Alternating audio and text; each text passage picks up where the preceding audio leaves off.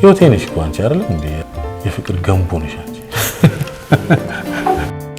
በጣም ነው የምወደው ሁሉ ጊዜ አብሮኝ ስለሚሆን ነገሮችን ስለሚያቀልልኝ አንደርስታንድ ስለሚያረጋኝ ነፃ ስለመሆን እሱ ጋር በጣም ነው የምወደው ሴት ልጅ ሆና አካል ጉዳተኛ ሆነ የመጀመሪያው ነኝ እኔም የመጀመሪያዬ ነው ጉልቤ ነበረ ደግሞ እንዳትሰብርብኝ ባከን ትለይ ነበር ለናትሽ ክብር ስል ነው ዞር ያልኩት አጥዋት ነው ተወልደው አሁን ይዛት ይዳሉ እኔ ያሪጃሌ ደም ልጆች ቢታመሙ እሱ አቅፎ አድርሶ ነው ፍራሽ ነገር አደረግን ከዛ በቃ ረግጣሽ ፍራሹ ላይ ነው ምን ነው እኛ ፍቅርን ማለት እንዲ ባፋይላቢ ምናምን እንድባባለው ሲሆን በተግባር በቃ ገልጠን ምን ነው አስተሉኝ ከናፍቆቱ ሰናብኝ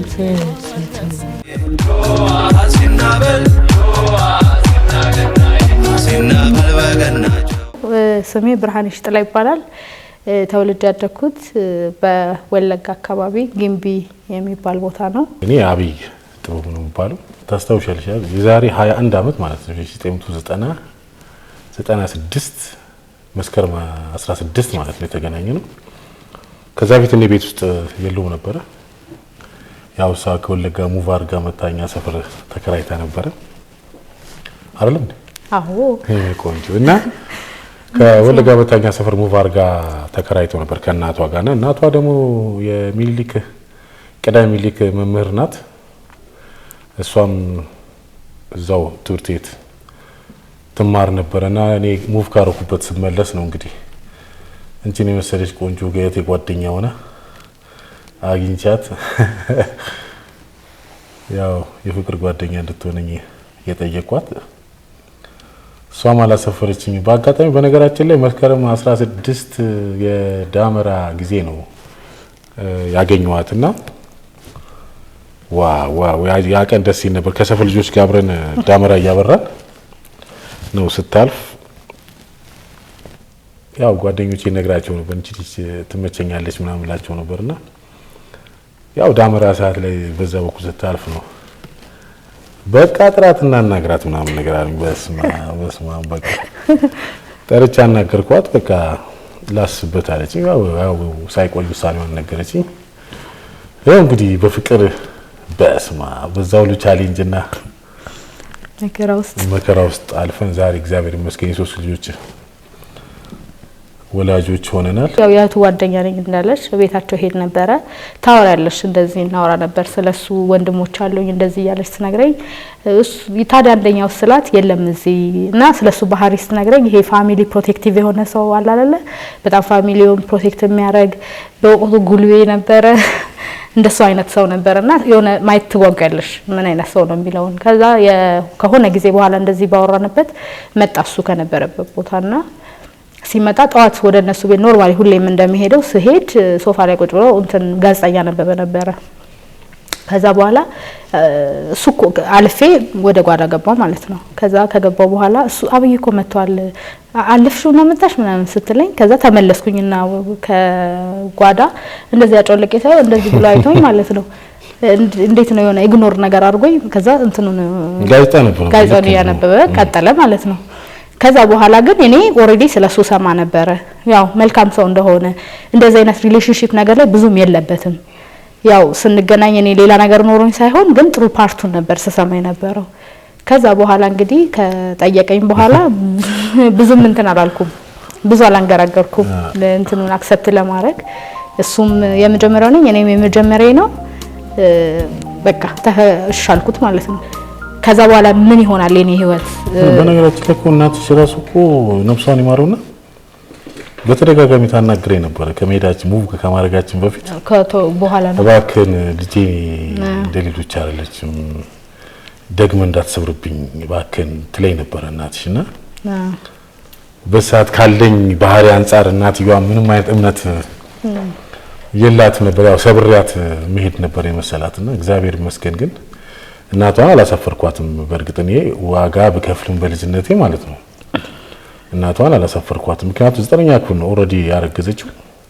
እንግዲህ በዛ እድሜ እኮ ኦሬዲ 14 ወይ 15 አመት ስንሄድ ትዝ ይለኛል እንትን ሆስፒታል ስንሄድ አንድ ጓደኛዬን አማከርኳትና የሱ እህት አይደለም ሌላ ጓደኛ አለችኝና ለሷ ነገርኳት እንደዚህ ማለት ተደጋጋሚ ቮሚቶች እንደሱ አይነት አንኮምፎርታብል የሆነ ነገር አለኝ ስላት ከዛ እንደዚህ ነገር ሊሆን ይችላልና ሆስፒታል ሄደሽ መጥተት አለብሽ ስትለኝ ሄድን እሱም ነበረ ከዛ እሱ እኔ እና ያቺ ልጅ አብረን ሶስታችን ሄድን ከዛ ምርመራ ሲደረግ እርግዝና አለ ኦልሞስት 3 ወር ሊሆን እንደሆነ ተነገረን እኔ በጣም አለቀስኩኝ መውረድ አለበት አልኩኝ እኔ ከዛ እሱ በፍጹም አለ አይሆንም በቃ የመጣውን ነገር አብረን እንቀበላለን አይወርድም ማለትና ዶክተር ራሱ በጣም ገርሞታል በዛ ሰዓት እንደምን ይከፋሻል ብዬሻለሁ አሁን እንኳን አንድ ሴት እኮ በዛ ሰዓት እድሜዋ ምን ሊከፋት የሚችለው እኔ አሁን በዛ ሰዓት ኧረ እኔ ማውቀው ነገር የለም ብልሽ ልብሽ ይሰበራል እንዳጋ በቃ አበረታታውሽ አይዞሽ ከጎንሽ ነኝ አልኩ ያ ነገር አክሰፕት ማረግ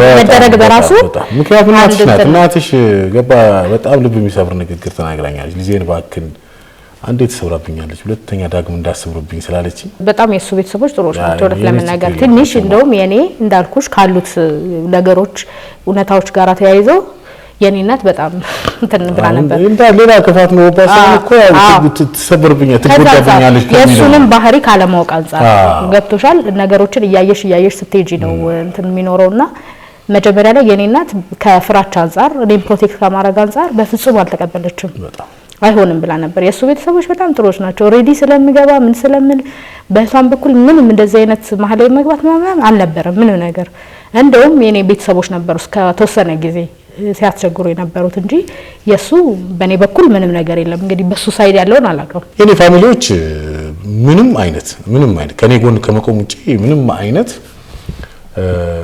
እንደው ማስታውሳለሁ ማዘርኮ በቃ ምትወጣ ከሆነ ችግር የለውም አንድ ጀበና አንድ መጠጫ አንድ አልጋ ምናምን ብላይ ተቀልር ነበር ማዘርና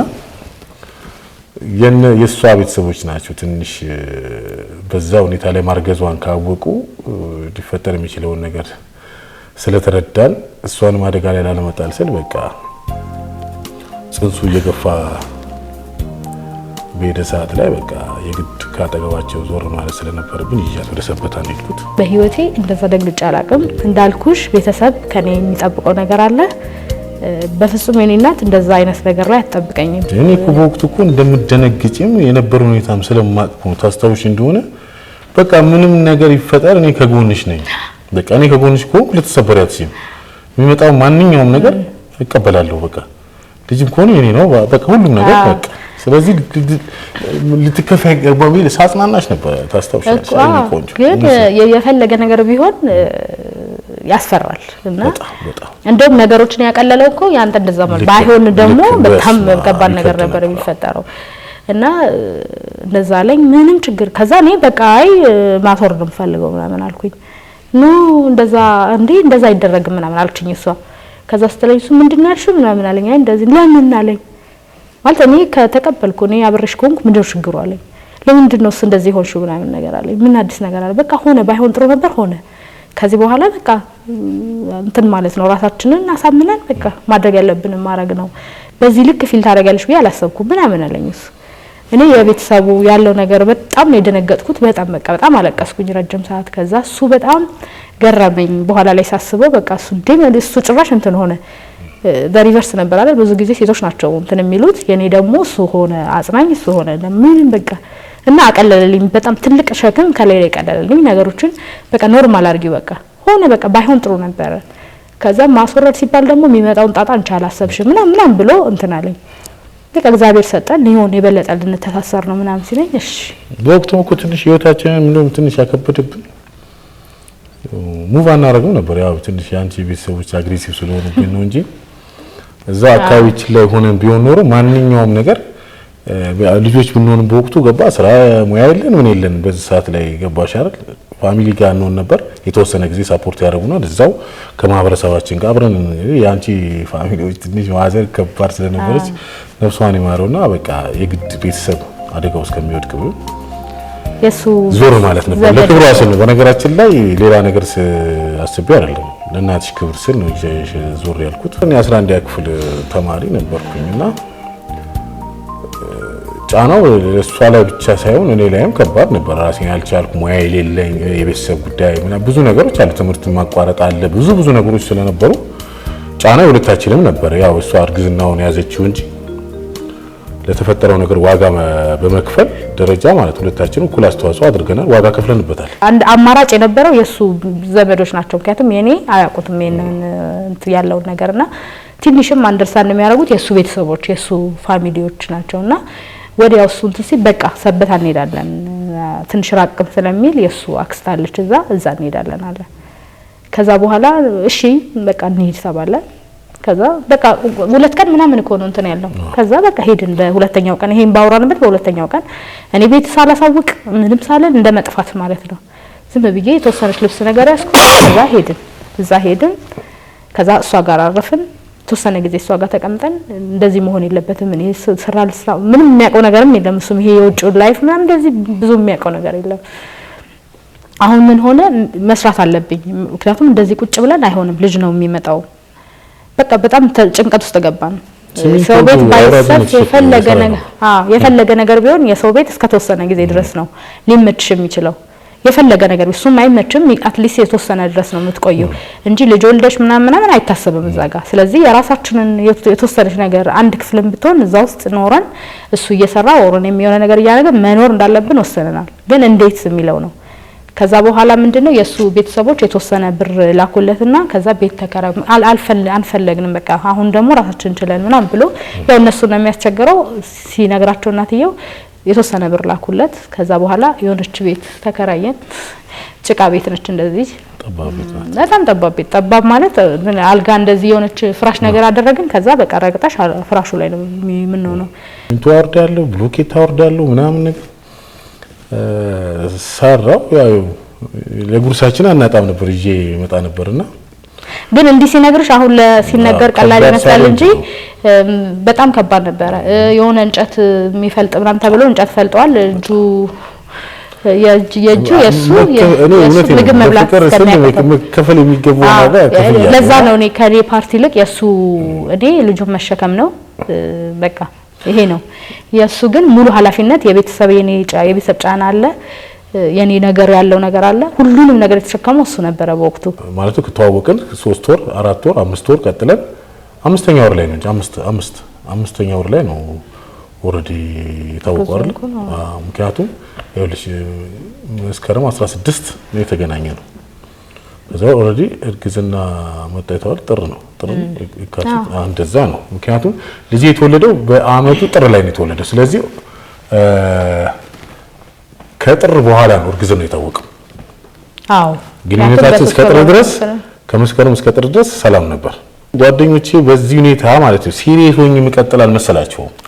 ምክንያቱም በፊት ከነበረኛ ወይ በዛ ሰዓት ፋይሬጅ ላይ ነኝ ያለሁት ቢሽ ታውቂያለሽ አንቺ ፋይሬጅ ላይ ሆነ ታውቂያለሽና በዚህ ሳለ ጓደኞቼ ያው እንደራሳቸው ጭንቅላት ነበር የሚመዝኑኝ የነበረውና ካንቺ ጋር የተወሰነ ጊዜ ከቆየሁ በኋላ ምን ለያይ እንጂ እንዲህ የሚቀጥል አይመስላቸውም ነበር።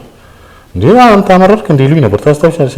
አመረርኩ ይሉኛልና አመረር ያለው እላቸው ነበር። በነገራችን ላይ የፈለገ የኔ አንደኛው ኳሊቲ ደስ የሚለኝ ማለት ነው ከሷ ግንኙነት ከጀመርን ጀምሮ ማለት ስለሷ 5 ሳንቲም ነገር ለጓደኞቼ አላወራም ነበር።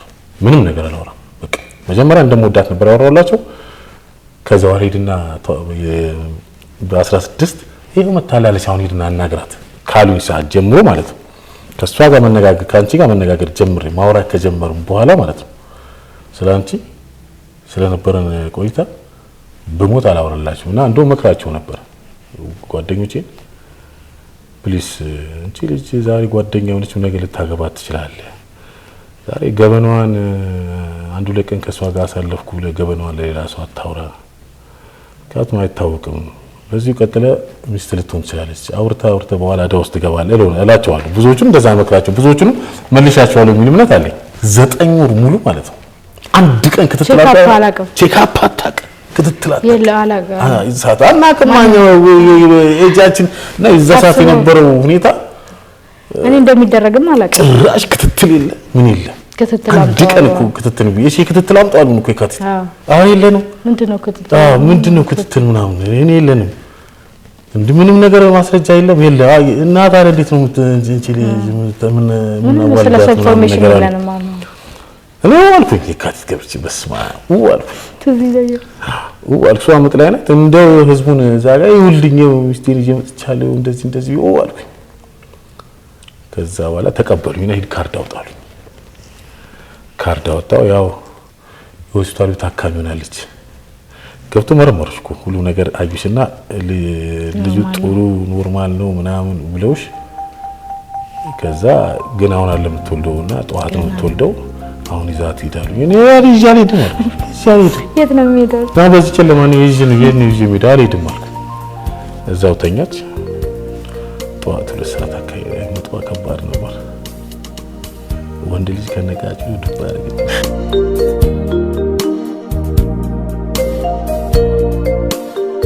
አንድና አንድ ልጁ መወለዱን ነው ሳስብ የነበረው። በኋላ ላይ ግን ይሄ ነገሮች ካለፉ በኋላ ያደግሽ ስትመጪ ምናምን የዛን ይለዋለሁ ያኔ እኮ ነው ስወልድ ማንንም ሰው አጠገብ ያልነበረም ብራዘሮቼ ነበሩ። አይ በኔ ሳይድ ቢሆን እኔ ጋር 2 ወንድሞቼ ነበሩ። ወንዶች ምን ያደርጋሉ እውነት ለመናገር ግን በጣም ነበሩ።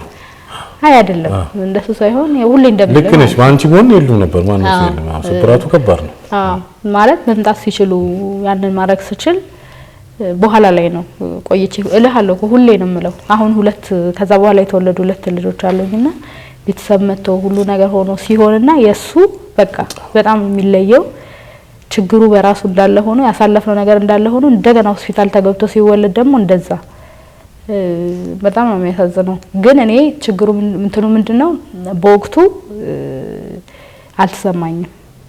ዋናው ነገር የነበረው በቃ ልጁ መወለዱ ነው እጄ ላይ መሆኑ ነው ልጁ ከሆዴ እጄ ላይ መሆኑ ነበር የኔ ትልቁ እንትን። ከዛ በኋላ ግን ባለው ነገሮች ፊል አደርጋለሁ ቢኖር ኖሮ እናቴ መምጣት ትችል ነበር። እህቴ ያለች ያክስቴ ልጆች አሉ በጣም የሚቀርቡኝ ማንንም ሰው አልነበረም እና በኋላ ላይ ነው እንትን ያረኩት። ዋናው ነገር በወቅቱ መውለዱ ስለነበረ ነው እንጂ እንደ ሴት ከባድ ነው። የተከራየንበት ቦታ ላይ በጣም ከፍተኛ ጅብ መንጋ ያለበት ቦታ ነው እና በጣም እንትኑ ከበደን። ምክንያቱም ሌሊት ላይ ልጁ ሲያለቅስ ጅብ ደግሞ በባህሪው የልጅ እንትን ይላል ተናኩላ ነው ስለተባለ በቃ የተሳቀቅነው ሰቆቃ አልነበረም። እኔ እንደውም ጡታ አጥቢው ይላሉ በቃ እንትን በመልበስ ቦታው በወቅቱ እንትን ነበር ይሄ ካለው ከገበያው የሚቀንስ ቦታ ላይ ነው መግባት የነበረው። ሁሉ ነገር ተለውጧል። በወቅቱ ግን እዛ ቦታ ላይ የሚሄድ ሰው በሙሉ ቅናሽ ነገር ፈልገሽ እስከሄድሽ ድረስ የሆነ ነገር ይኖረዋል። እዛ ጋር ያልተመረጠበት የቀነሰበት ምክንያት አለው እና የጅብ ከጀርባው የጅብ ጎሬ ምናምን ስለነበረ በጣም ትልቁ የሚያስፈራ ሌሊት ሙሉ ቁጭ ብለን የምናድርበት የነበረው እሱ ነው። ለምን ይነገር ነበር አይደል እንደዚህ ልጅ ይዞ ሄደ እንደዚህ ሆነ የሚባለው ነገር ስለነበረ ውስጣችን በጣም ፍራቻ ነበር እና በቃ እንትኑ ከልክ በላይ ሆነ በቃ ማለትም ቻሌንጁ ከልክ በላይ ስለሆነብኝ ማለት ነው ይዤ ቀጥታ ወደ አዲስ አበባ ኮተቤ መጣው በቃና እንዳልኳችሁ እዛ ሲሚንቶ ማውርድ ከብሎኬት ማውርድ ነበር የተወሰነ ገንዘብ አገኝ ነበርና እንደገና መልሶ አዲስ አበባ ኮተቤ ስመጣ ተቋረጠ ሁሉም ነገር። ፋሚሊ ደጋግሞ ማስቸገረኝ ስለከበደኝ ማለት ነው በቃ ራሴ ወጣዋለሁ ብዬ ነው እንጂ በወቅቱ ብዙ ነገር አድርገውልናል። ይሄንንም እንደዚህ ነው እንዲህ ነው ብላቸው ያደርጋሉ። ግን በቃ አሁን እዛ ጋር ራሴን ችዬ ብሎኬት ምንም ተሸክሜ መኖር ከጀመርኩ ድጋሚ አሁንም ጤፍ ስፈሩልኝ ማለት ከበደኝ። ሱሪ አውጥቼ ሸጬ ፌሪፋም ገዛውና ከዛ በኋላ ነገሮችን ማሰብ ጀመርኩ። አሁን ምንድነው መፍትሄው? እሷ ከቤተሰቦቿ ጋር ሰላም የምትፈጥርበትን መንገድና ብራዘሬ ይመጣ ነበርና በጣም ያጨናንቀኝ ነበር። እህቷ ልታያት ትፈልጋለች። የተወሰነው በርደኑ በኔ በኩል ብቻ የነበረው ይቀንስልሃል ግዴለ እህቷን ላገናኛለኝ። በቃ ጠየቅኳትና ትምጣ ይዛት ነው ያልኩት ያለበት ቦታ። ብራዘር እህቷን ይዞልኝ መጣና ባልጠበቅነው ሰዓት ነበር የመጣችው። እንደ አጋጣሚ ሰዓት እኮ 97 በኋላ ማለት ነው እንትን ዳይፐር አለ ግን ብዙም ማህበረሰቡ አልለመደውም ዳይፐርን። ያው ሽንጨርቅ ነበረ እና እኔ ሽንጨርቁ ምናምን እያጠብኩ እሷ ደግሞ ፍራሽ ላይ ቁጭ ብላ እያጠባችሁ ምናምን ባለችበት ሰዓት ላይ ነው እና ብራዘር ሲስተሯን ይዟት የመጣው። አየች አነባች በቃ እና እኔን አቀፈችኝ እኮ የዛን ጊዜ በቃ እንደዚህ ከጎኗ እስከ መጨረሻው አብረ መሆን አስደስቶኛል። ግን የሰራችሁት ስተት ቢሆንም ሌላ ድጋሚ ስተት አለመስራታችሁ ጥሩ ነው ምናምን አለመራቅ ከሷ አለመራቅ ምናምን አለች። እሺ ለተወሰነ ጊዜ እኔ አለውላችሁ አለች። የሚያስፈልገውን ማቴሪያል በሷ በኩል ደግሞ ሱቅ አጠገባችን በር ላይ ሱቅ ነበር። የሚያስፈልጋቸውን ነገር ወር እስከ ወር ይወሰዱ እኔ እከፍላለሁ አለች። ስትመጣ ፍራሽ መሬት ላይ ተነጥፎ አፈር ቤት ነው። አንድ ድስት እዛ ጋር አለ። ከዛ እሱ ሽንት ጭርቅ እያጠበ ነበረ። በቃ ቀጥታ ፍራሽ ላይ ቁጭ ብላ ነው ያለቀሰችው። እኔንም እንትን አላለችኝም። ለምን በቃ አልተናገራችሁም? ለምን በቃ የሆነ ሆኗል። አንቺ እንደዚህ ሆነሽ ተቀመጥሽ አለችኝ። ከዛ በቃ አለቀስኩ። እኔም አለቀሰች። እሷም በጣም ነው ያዘነችው። በጣም ምንድነው የሆነው? የጠፋው ነገር በሙሉ ጠፍቷል። ግን አትሊስት እንዲህ ለቤተሰቦች አታሳውቂ ቢያንስ ለኔ እንዴት አልነገርሽኝም በሚለው በጣም አዘነችና ሁኔታችንን ስታይ በቃ ከዛኔ ያልኳት በቃ ዳለብኝ ከፈይልን አልኳት። ሱቅ እንደዚህ ምን ወስድ ነበር መጀመሪያ የተወሰነ ዳለብን ከፈይ አልኳት። ስንት ብር አለችኝ አናቅም። ከዛ ያገናኛትና ትክፈል አልኳት። ከዛ ይዛት ሄደና ጠየቀቻት። ከፍለዚው ነው አለች። እኛ በጣም ተጨንቀን ነበረ። ከዛ ከፈለች እሷ። ከዛ በኋላ ምንም ነገር ስትፈልጊው ሰጂኔ ከፍላለሁ አለችኝ። ከዛ በኋላ ግን እንደዚህ አይቀጥልም፣ ትምህርትሽን መማር አለብሽ፣ እሱን ተነጋግረን እናስተካክላለን፣ በእንደዚህ ሁኔታ ግን እንደማትኖሩ ወቁት ምናምን ነገር ብላን። ከዛ በቃ እያለቀሰች ያን ሁሉ ነገር የሚሆነው እያለቀሰች ነው። ከኔ ባህሪ አንፃር እንዳልኩሽ መናገር ነበረብሽ ነው። በቃ የሆነ ከሆነ በኋላ ተናግረሽ እንደ ቤተሰብ መፍትሄ አይጠፋም፣ እንደሱ ነበር ያለችውና ከዛ በኋላ ወጣ ሄደች። ከሱ ወንድም ጋር ነበር የመጡት። ተነጋገርን። ጸጉር ስራ እችላለሁ እኔ ጸጉር መስራትና ለምን ጸጉር ስራ ብለን አንለጥፍም ተባባልንና ለጠፍን። ከዛ እግዚአብሔር ይመስገን በጣም ገበያ በጣም ብዙ ሰው መጣ እስከሚደክመኝ። እሱ ልጁን ይይዛል፣ እኔ ጸጉር ሰራለሁ። በቀን በደንብ ገንዘብ ማግኘት ጀመርን ማለት ነው። ከዛ የሱቁን ምዳ ከራሳችን መክፈል ጀመርን። ከዛ እንደዛ ያለ በጣም ቆንጆ ነበር። ነገሮች ተስተካከሉና ትንሽ ተነፈሰ። ትንሽ እንደመተንፈስ አለ። ከዛን ጊዜው ሄደ። ኦሬዲ የልጃችን 1 አመት ሊከበር ዳር እያለ መጣ። ወደ ቤት እንሂድ። ከዛ በኋላ ቀጥታ በቃ አሁን ከዚህ በኋላ እዚህ አንቀጥልም፣ ቤት እንሂድ ተባባልን። ቀጥታ ፋሚሊ ጋር ነው ይዛት የገባሁት። ከዛ በኋላ ከዛ ጋር እንደገባው ብራዘር ኮንታክት አደረገኝና 22 ስራ አስጀመረኝ። በቃ ደስ የሚል እንደውም ማዘርም ብያታለሁ መሰለኝ በልደቴ ላይ በልጄ ልደት ላይ 5 ሳንቲ አንቺ አታውጪ ያልኩ በየቀኑ ሸቂ የማመጣው ለሲስተር ሰጣታለሁ። ሲስተር ያስቀመጠች እሷም ከሲስተር ጋር ነው ቤት ውስጥ የምትውለውና ያው ቆንጆ ልደት ደገስኩለት 5 ሳንቲ ከፋሚሊ ሳልቀበል። ከዛ በኋላ ነው እንግዲህ ሲስተሯ ትመጣና በቃ ህይወት አይቀጥልም፣ አንተስ ጉልበት አለ አቅም አለ ሙያት ልምድ አለ ትሰራለህ። በምክንያቱም ሰው በትምህርት ብቻ አይደለም በዚህ ሰዓት ላይ ሙሉ አንተ ፎርስ አለ አናጢነትም ግንበኝነትም ማንኛውም ጋራጅም የትን ማንኛውም ሙያ ሰርተህ ልትበላ ትችላለህ። እሷ ግን ሴት ናት፣ በቃ መማር አለባት። የእናቷን ህልም እንትን ማለት አለባት። እናቷ የምትመኘው ትማራለች እና ስላለ ወስዳት ነው የመጣዋለች ከልደት በኋላ ማለት ነው። አስበበት አልኩኝ አሰብኩኝ። ምክንያቱም በወቅቱ አሁን ኦሬዲ አባወራ ነኝ ማለት ይቻላልና እኔን ነው ማስፈቀድ ያለባት። አስፈቀደች እንዴ? እግዚአብሔር ነው ማለት ያሰብኩት ሩቅ ነው ያሰብኩት። ዛሬ ነው ልጁን ይዤ ብቀመጥ ይሻላል፣ እሷ ትማር አልኩኝ። ትምህርቷን ቀጠለች። ከዛ በኋላ ግን አልቻልሽም አይደል? ልጇን ጥላኔ ጋር መማር ከበዳት። ከባድ ነበረ። ስመጣ ልጁን አብዬ ጋር ትቼ ነው የመጣሁት። ከባድ ነው። ብዙ ነገር ያየሽበት ልጅ፣ ብዙ ችግር ያየሁበት ልጅ እዛ ተቀምጦ እኔ ትምህርት መማር በጣም ከባድ ነበር ለኔና አይሆንም አልኳት ለእናቴ። መጀመሪያ ምን ይምጣ ብያለሁ፣ ሱስ እምቢ ስላለ ነው እንጂ እዚህ ነው መሆን ያለበት ልጁ ከእናቱ ጋር አለች።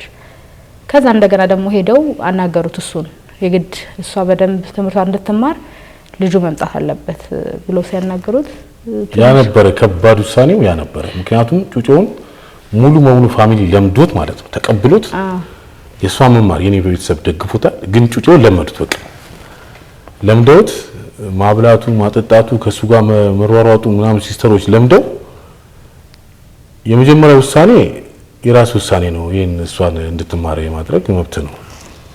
ሁለተኛው ውሳኔ ደግሞ እሱን ካልወሰድን ሲባል እኔም ማስታወሱ ያን ውሳኔ ለመወሰን በጣም ተጨንቄ ሲስተሮቼ ነበር ማየውና ሁሉም ባቀርባልኩ ፋሚሊ ማለት ነው። በቃ ለምዶት ልጅም ማለት ነው አይድም አይነት ነገር ማለት ነው። እኔ ውሳኔ ነው የወሰንኩት። ምክንያቱም ልጅ ከእናቱ ጋር ከአባቱ ጋር ሲሆን አይመቸውም። ስለዚህ እኔ ለልጅ ምቾት ስለ ግድ ከእናቱ ጋር መሆን አለበት ወሰንኩኝ። በቃ የሰዓት ነው ከሲስተርሽ ግንባሬን ሰማኝ ነው ጆጆን ይዘውት ሄዱት። እናቴ በደንብ አርጋ ነው የመከረችኝ። የሆነው ነገር ሁሉ ሆኗል፣ መሆን ስላለበት ሆኗል። ከዚህ በኋላ አንቺ ትምህርትሽን በደንብ ተምረሽ ትደርሻለሽ የተባልሽው ቦታ ላይ መድረስ የሚለው በደንብ ሰርታብኛለች የኔ እናት። የሆነው ሆኗል፣ ልጁን ያሳድጋለሁ፣ አንቺ ትምህርትሽን ተማሪ ነው ያለችኝ በወቅቱ። ግን ያው ፊል ሳታረግ ቀርታ አይደለም፣ ባይሆን ጥሩ ነበር፣ ግን ልጅ ነው። ሌላም ነገር ቢሆን ለዛው ነውና አሁን ግን ልጅ ነው። ስለዚህ በጣም ነው ልጁን የምትወደው በጣም ዋናው ነገር እኮ ያ ላይፍ ማለት ነው። አንቺን ወደ ኋላ አላስቀረሽም። ገብሻል? የተከፈለው መስዋዕትነት ተከፍሎ ማለት ነው። አንቺ እናቴ ስትመኘው ወደ ነበረው ላይፍ ነበር ዋናው መመለስ። እናትየዋ ቃል በቃል ትለኝ ነበር ሳንጠፋ ሳታረግዝ በፊት ያው ተያይዘን ትምህርት ቤት ሲሸኛት ምን ስላት ታይ ነበር ተደጋጋሚ ማለት ነውና በቁም ነገር ጠብቃ አግኝታኝ ጠርታኝ ማለት ነው። ተው በእናትህ ልጄን ተዋት፣ እንዳጎት የምትጎዳ ልጅ ናት፣ ተው በቃ እንዳሰብርብኝ በቃ ተዋት ምናምን በቃ ከሷ ውጪ ሌላ ሰው አላየህም እንዴ? በቃ ሌላ ሴቶች አሉ፣ በቃ ልጄን ተወልኝ ምናምን ብላኝ ነበርና በወቅቱ እናት ናት፣ ልክ ናት። ያው እኔ መሰላት ያው ካለው የሰፈሩ ባህሪ ካለው ሁኔታ አንፃር ከባህሪም አንፃር በቃ ልጇን ጎድቼባት ጥያት ሜድ መስሏል ነበርና እኔ ከምንም በላይ የተደሰትኩት ምን መሰለሽ እናትየዋ በህይወት ኖራ የኔ መልካምነት አረጋግጣ ወደ ነበረችበት ስትመኘው የነበረውን ተመርቃ አንድ ወር አልቆየችም ባንክ ሰራተኛ ስትሆን ማለት ነው። እና እናቷ ነበረች ዋስ ምናምንና በጣም በቃ ከዛ በኋላ እናትየዋ ለኔ የነበራት ክብር ጨመረ። ትደውልልኛለች ልጅ ትምህርት ጀምሮ ስለነበር ትደውልልኛለች። አሁን እኔ ስብሰባ ላይ እንደዚህ አይመቸኝምና አንተ ፒክ አድርጎ ትልኛለች። እሺ ይላሉ። በስራ አቋርጬ ልጁን ወስዳሉ እኔ ጋር አስቀምጠውና እሷ የለችም ስራ ናት። እኔ ጋር አስቀምጠውና ማታ ሲመጡ ወስዳሉ። በቃ ጥሩ እናትየዋ የምትመኘውን ነገር አደረኩኝ። ከዛ በኋላ ግን እናቷ ከሞተች በኋላ መኮን ያላቆምኩም በነገራችን ላይ ምክንያቱም ህይወቴ ናት፣ በቃ ፍቅሬ ናት፣ የልጆቼ እናት ናት። እናቷ ከሞተች በኋላ በዲግሪ ብቻ ተወስነሽ አትቀሪም ትማሪያለሽ ብዬ ማስተርስ ቀጠለ። ዲፓርትመንቱ በሙሉ የሚያቀኝ እኔ ነበረ። ገባ ግሬድ እጄ የምቀበለው እኔ ውክልና ነበረኝ። ያንዳንዷን ነገር ማን ነው የሚማረው አለችኝ። ሁሉም ነገርና እግዚአብሔር ይመስገን ማስተሯን ያዘች። አሁን ኦልሬዲ ባንክ ስራ አስኪያጅ ሆና እግዚአብሔር ይመስገን ስራ ገብቼ ትምህርቱንም እየተማርኩ እናቴ ከ2 አመት 3 አመት በኋላ አረፈች። ከዛ በኋላ እሷ ስታርፍ መልሰን ኢንሹራንስ ነበር የምትማሪ ነበር። መልሰን እኔ እና እሱ አብረን መኖር ጀመርን። በቃ ልጁም እንትን ብለን እኛ ቤት ባልደራስ አብረን መኖር ጀመርን ማለት ነው። ከዛ በኋላ ኖርን። ግን ልጅ ለመውለድ ድጋሚ ሁለተኛ ልጅ ብሎ ለማሰብ በወቅቱ በጣም ከባድ ነበር። ለምን ምቱ ከባድ ነበር ስንታለች እሺና ላይፍ ምቱ ከባድ ነበርና እስከ ምን ነቃ ድረስ እኮ ጋቱ ስንት አመት 15 አመት ከማው ቻሌንጁ ከዛውን ያንን የምትሰራው ነው እኮ አሁን ወደዚህ ልጅ መውለድ ምናምን የመጣ ነው። ጭራሻው ለኔ በዛ እድሜ ላይ ለማንም ሰው አልመክርም። ምክንያቱም በ9ኛ ክፍልና 11ኛ ክፍል ተማሪ እዛ የትምህርት የመማር እድሜያቸው እንጂ ወራጅ የመሆን እድሜያቸው አይደለም። ሴቷ ልጅ ተወለደች። የበለጠ ደግሞ ነገሮችን ያስተካከለች በሷ ጊዜ ደግሞ ነገሮች ጥሩ የሆኑልን የባሰ ፍቅራችን ተስተካክሎ ልጆች ደግሞ ሲጨመሩ ከኃላፊነት ጋር አብሮ እሷ ተወለደች ማለት ነው። ከዛ እሷ ተወልዳ ብዙም ሰዓት ሁለት ዓመት 3 ዓመት አልሞላትም እሷ ሶስተኛው ልጅ ተወለደ። አይሷም ደግሞ መጀመሪያ ስትወለድ ገዳም ነበረች። እሷ ስትወለድ መኪና እጃችን ላይ ገባ። መኪናውም ደግሞ የኛ እንትን ነበር ይሄ ላይክ ድሪም ነበረ። ድሪም የሚሆነው ለኛ ለምንድን ነው ቲክቶክ ላይ እንደውም ሰርቻለሁ እሱን እንትን ለኔ መኪና ለሌላ ሰው ይሄ ኔሴሲቲው ሊሆን ይችላል። ለኔ ግን እንደ ግዴታ ስለነበረ በወቅቱ እሱ ሁሉ ጊዜ ይለኝ የነበረው መኪና ያስፈልግሻል የግዴታ መኪና መግዛት አለብን ይለኝ ነበርና ከዛ በኋላ መኪናውንም የበለጠ የሚያስብበት የነበረው ለምንድነው ትራንስፖርት ላይ የሚገጥመኝ ቻሌንጅ አለ በጣም ማለት ይሄ ነው የሚባል ሳይሆን በጣም ከባድ ነገሮች ነበሩ። ግፊያ አለ ኖርማል ነው ግፊያ ሊሆን ይችላል ለሌላ ሰው ኖርማል ሊሆን ይችላል። ስድብም ይኖራል። በጣም ብዙ ጊዜ እሱ የተቸገረበት ስቲል ነው አሁንም ድረስ እየተከተለን ያለ ነገር የሶሳይቲው ሁሉም አይደለም አንዳንድ ማህበረሰብ ላይ እንደዚህ ፊዚካሊ አታክ ማድረግ ሰውን ምክንያቱም እሱ ወንድ ነው ምንም ፊዚካሊ ኤብል ነው በምንም እሱ ልትጎጆ አትችይም ምልሽ ይደባደባሉ እንጂ ከዛ ውጪ እሱን ተናግሮ ልትጎጆ አትችይም። አብረን እስከሆነ ድረስ ግን በኔ በኩል ነው እሱን አታክ የሚያደርጉት በጣም ብዙ ጊዜ ይገጥመኛል። ለምን እንደሆነ ግን ይገርመኛል።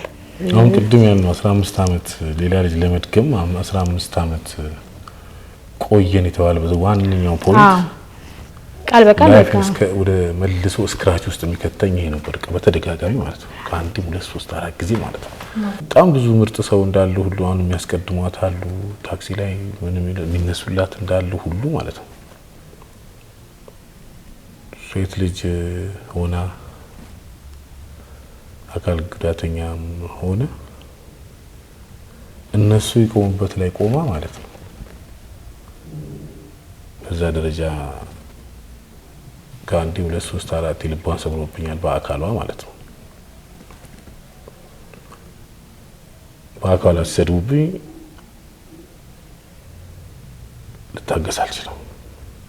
ምክንያቱም የዚህ ሰዓት ነው ልቤ የሚወርደው ማለት ነው። ልቤ ይሰበራልና ያው ስህተት ቢሆንም እርምጃ ከመውሰድ በኋላ አይደለም ዋጋ ያስከፍለኛል ያ ነገር እንደገና መልሼ ከስክራች አሁን በቃ ነገሮች ከሰው መሸሽ ሁሉ ጀመርኩ። በቃ እንዲህ ሰው የተሰበሰበ ቦታ ላይ አለመሰብሰብ በቃ ምክንያቱም ወይ አንዱ ሞቅ ያለው የሆነ ቃል ተናግሮ መልሶ ስህተት ውስጥ ይከተኛል እያልኩኝ ምንም ግን ሳላስበው መሰለሽ ከስራ ውጪ ብቸኛ ሆንኩኝ ከማንም ሰው ጋር ማለት ነው። እና ላይፌን በቃ ከልጅ ከሞለዴ በላይ ማለት ነው ላይፌን ወደ ኋላ ይጎተተብኝ ማለት ነው። ቃል በቃል ያ ካቢሱ ያቃል ማህበረሰቡ ያቃል የተፈጠረብኝ ችግር ብዙ ሰው ያቃልና ቃል በቃል አስፋልት ላይ ሲሰድቡብኝ እኔ መታገስ ያቀተኝና እርምጃ ወስዳለሁ። ያው ዋጋ ያስከፍለኛል። ይሄ መሀል ላይ የነበሩ ጊዜያቶች ግን በጣም ከባዶች ናቸው። ከአንዴም 2 3 ጊዜ ሜክሲኮ አካባቢ ከሰው ጋር ድብድብ ውስጥ ገብቶ ታስሯል። ከዛ በኋላም እንደዛው የምንኖርበት ቦታ ላይም እንደዛው ታስሮ ነበር። ከባድ ነው ይሄ አባት ሆነሽ እኔ በጣም ብዙ ነገሩን የሚያግዘኝ ላይፍ ላይ እሱ ነው። እውነት ለመናገር ልጆች ቢታመሙ እሱ አቅፎ አድርሶ ነው አብሬ መሄድ ሊሆን ይችላል የኔ እንትን እና በጣም በብዙ እንደ ድጋፍ ነው ለኔ የሚያግዘኝ እሱ እና እንግዲህ አስቤ በዚህ ሲቹዌሽን ላይ እሱ ከታሰረ ለኔ በጣም ከባድ ነው እና አንድ ቀንም ይደር 2 ቀንም ግን በጣም ብዙ ነገሮችን አበላሽቶበታል። እኔ በጣም በሚገርመኝ ሁኔታ አብሬ ለመሄድ እስከምሰቀቅ ድረስ ነው እንደዚህ የሚገጥመኝ። እንግዲህ አሁን የትልቅ ሚዲያ ነው እዚህ ላይ መናገር ፈልገው ሰዎች እንደዚህ አይነት ነገር ባያደርጉ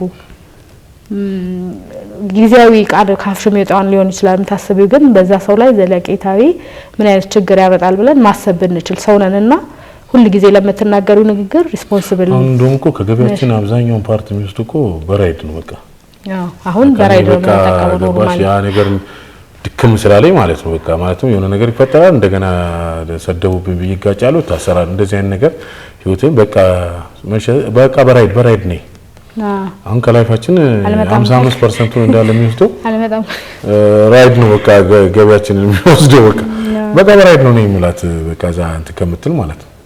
እና እግዚአብሔር ይመስገን በራይድ ስትመጣ ምን መቃጨቅጭቅ የለም። እንዳታርጉ አመቶ ቤት ያደርስልኛል። በቃ አሁን አንዳንድ ሰዎች አሁን 25 ዓመት የትዳር ላይፍ ሲባል በጣም ትላልቅ ሽማግሌዎች ካባ ለብሰው ምናምን ነው የሚታዩትና 35 ዓመት ምናምን ሲባል እኛ እኮ ኦሬዲ ልንደርስል በልጅነታችን ትዳርን ጀምረን 21 ዓመት እኮ ሆነን እኮ እንዴ በቃ ልንደርስባቸው እኮ ትላልቆች ላይ እኮ ትንሽ ይቀራልና 25 ዓመት ምንድን ነው ይባል የዩልቢያ በልጅነት የተጀመረ ነገር ስለሆነ እኮ ነው እንጂ እኔ አሁን ብዙ ጊዜ አያለው ከሌ 25 ዓመት የትዳር ቆይታቸውን አከበሩ ሲባል በጣም ትላልቅ ሰዎች ነው የማየው። ምክንያቱም እነሱ ኦሬዲ ትዳርን አስበው አልመው ትምህርታቸውን ሆናቸው ሁላቸውን ነገር ጨርሰው በስነ ስርዓቱ በአግባቡ ትዳር መያዝ በሚገባቸው ሰዓት ላይ ቤተሰብ መርቆ ያገቡ ሰዎች ናቸው። እኛ ገና በዛ እድሜ ገብተን እኮ 21 ዓመት ሊሞላን እኮ። ስለዚህ ምን እኛ ፍቅርን ማለት እንዲህ በአፍ አይ ላቭ ዩ ምናምን እንድባባለው ሳይሆን በተግባር በቃ ገልጠን ምን እንኖራለን እየኖርን ነው ፍቅርን እየኖርን ነው። የልጆች አባት ነው። በጣም ነው የምወደው። ሁሉ ጊዜ አብሮኝ ስለሚሆን ነገሮችን ስለሚያቀልልኝ አንደርስታንድ ስለሚያደርገኝ ነፃ ስለመሆን እሱ ጋር በጣም ነው የምወደው። ኖሬ ደግሞ ነው ማሳየው ነው ያውቃል። ያው ፕራክቲካሊ ፍቅርን ነው ምን ኖረውኛ እንዴ በአፍ ብዙ አንችልበትም። ህይወቴ ነሽ እኮ አንቺ አይደል እንዴ? ያው በቃ ኖሬ ያዩብሽ ህይወቴ ነሽና እኔ እንደውም ከዛ ይበልጥ ምኗን ትወድላታለህ ባል ማለት ነው። ኃይለኝነት ሲያማኑ ሳይቅ ኃይለኛ ናትና የኃይለኝነቷን በነገራችን ላይ የሷ ሙሉ ፋሚሊዋ ያውቃል ኃይለኛ መሆኗን ማለት ነው። ኃይለኝነቷን በጣም ወደዋለሁ፣ ደስ ይለኛል። በተረፈ በ9ኛ ክፍል ተማሪ ሆነሽ እኮ ሙያሽ ራሱ እኮ እናትሽ እውነት የተመሰገነች ነው። ነፍሷን በአጸገ ገነት ያኖርልነት። ዶሮ ትሰራ ነበር እኮ 9ኛ ክፍል ተማሪ ሆነ ጀራ ትጋግራለች፣ ዶሮ ትሰራለች፣ ስንት ነገር ታደርጋለችና የፍቅር ገንቦ ነሽ አንቺ።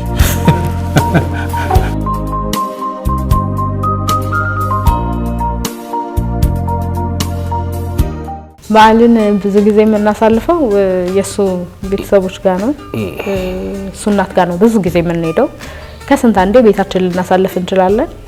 በተረፈ ግን እሳቸው ጋር ሄደን ልጆች ሁሉም ልጆች ይመጣሉ፣ ይሰበሰባሉ። እነሱ ጋር ትንሽ ደመቅ ይላል በደንብ።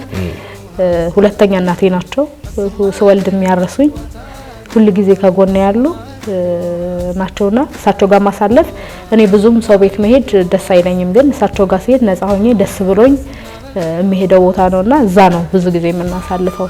እሷ ታጥዋለች፣ እኔ እጂ ጣሉ ደፋለሁ፣ ውሃ ጨምርት። እሷ ደግሞ በጣም ዶሮ ካልታጠበ በቃ ትንሿን በርሜል እኮ ነው ውሃ የምትጨርስበትና ያን ውሃ እየተመላለሱ መድፋት እኔ ስራ ነው የሚሆንብኝና ማዘርጋ ሲሆን ግን ሁሉም ያለቀለት ነገር ነው እና ደስ ይለኛል። ማዘርጋ ሄደን ስናሳልፍ ፋሚሊው ሙሉ ነው። ቀድመን 3 ቀን 4 ቀን በቃ ማዘርጋ ነው እናሳልፈው። የናሁ ቴሌቪዥን አዘጋጅ ያው ጥያቄ አቅርበውልናል።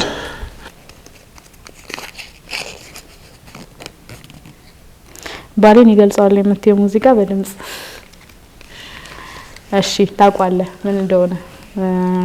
የመጀመሪያ የጋበዝኩት ሙዚቃ ነው ይሄና አራስትሉ ከናፍቆቱ ሰናብኝ መውደዱ አይ አራስትሉኝ ከናፍቆቱ ሰናብኝ ስስቱ ደጁ ላይ ቅበሩኝ ራመድ በላይ ቆይ አይደለም ወይ ርቆ ከገላይ ቆይ አይደለም ወይ ርቆ ከገላይ አጥንቴ ማይጋፍ ካርጉኝ ከበሩ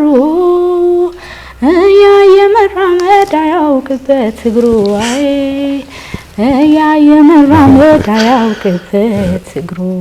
ኦኬ ሚስትን በመጀመሪያ ዴት ያረገችው ልብስ ምን ነበር ስትል የሰዓት የለበሽው ጂንስ ሱሪ እኮ ነው ያረገችው። ሱሪ ነው በሰዓት ላይ የሚገርማችሁ ነገር በጣም ሱሪ ነበር አይደል የምትወጂው? ሱሪ ነበር የምትወጂውና ሱሪ ነው ጂንስ ሱሪ ነው ያረገችው የዛን ጊዜ ቀጣይ ደግሞ ይለኛል ባልሽ የቀድሞ ፍቅረኛ እርዳታውን ፈልጋ ብትደውል ትፈቅጅለታለሽ ወይ? ፍቅረኛ አልነበረው ምን የመጀመሪያው ነኝ ነው መልሱ። በሚስት ስትሰራው የማይዋጣላት ምግብ ምንድነው? ምናልባት የማዘር ይጣፍጣል ስለምትል ዱባ ልክ ነሽ። ዱባ ማዘር እናታ የማዘርን ዱባ ስበላ ዶሮ ወጥ ነው የሚመስለኝና ከዛ በኋላ የትኛውም ቦታ ላይ ከማዘር ውጪ አንድ ነገር አልበላም። በቃ ልክ ነው። የሷን ሲሰራው ግን የማዘር ጋር ስለማይደርስ እሱ ነው። እሺ ቀጥሎ ነኝ። ባልሽ ቤት ውስጥ ምን ሲያደርግ ያናደድሻል? ስልክ ላይ ካተኮረ ያናደደኛል።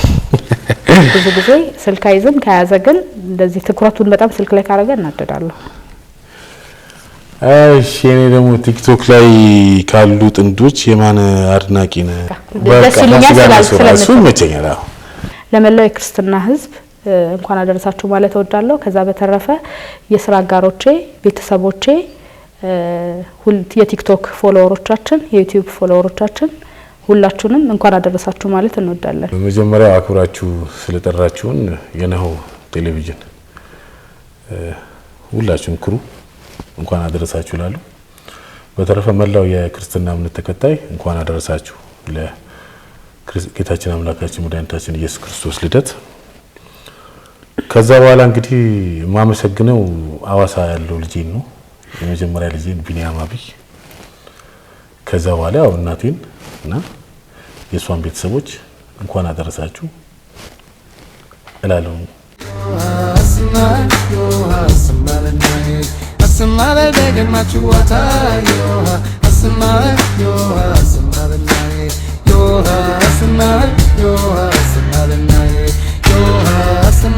Yo